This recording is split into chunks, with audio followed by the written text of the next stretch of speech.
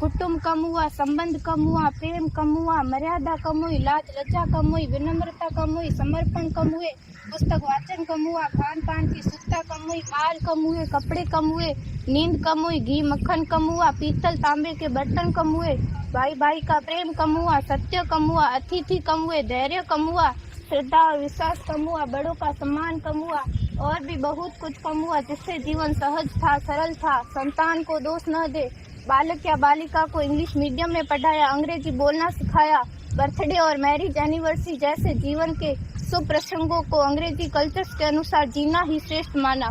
माता पिता को मम्मी डैड कहना सिखाया। जब अंग्रेजी कल्चर से परिपूर्ण बालक या बालिका बड़ा होकर आपको समय नहीं देता, आपकी भावनाओं को नहीं समझता, आपको तुच्छ मानकर आपसे जुबान लड़ाता, जब आपको बच्चे में कोई संस्कार नजर नहीं आता, तब घर के वातावरण को गमगीन किए बिना, संतान को दोष दिए बिना एकांत में जाकर रो लीजिएगा, क्योंकि पुत्र या पुत्री की पहली वर्षगांठ से ही भारतीय संस्कारों के बजाय मंदिर जाने के बजाय केक कैसे काटा जाता है, यह सिखाने वाले आप और अम्मी है। जब बच्चा पहली बार घर से बाहर निकलता है तो प्रणाम और आशीर्वाद के बदले बाय बाय कहना सिखाने वाले आप और अम्मी है।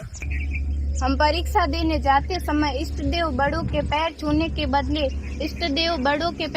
के बदले बेस्ट ऑफ लक कहकर परीक्षा भवन तक छोड़ने वाले आप और अम्मी है।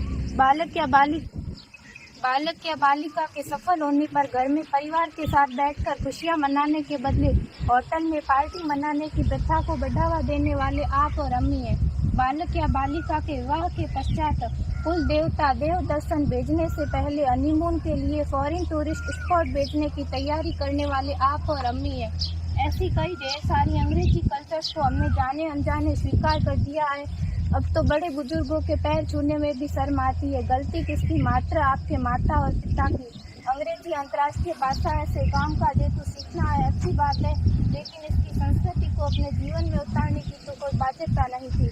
अपनी समृद्ध संस्कृति को त्याग कर नैतिक मूल्यों, मानवीय संवेदनाओं से रहित अन्य सभ्यताओं की जीवन शैली अपनाकर हमने क्या पाया? अवैध संबंध, टूटते रिश्ते, व्यसन युक्त धन, थके हारे मन, छल भरे रिश्ते, अनुशासनहीन संतानें, असुरक्षित समाज। एक बार विचार जरूर कीजिएगा कि संस्कारवान पीढ़ी क्यों आवश्यक है।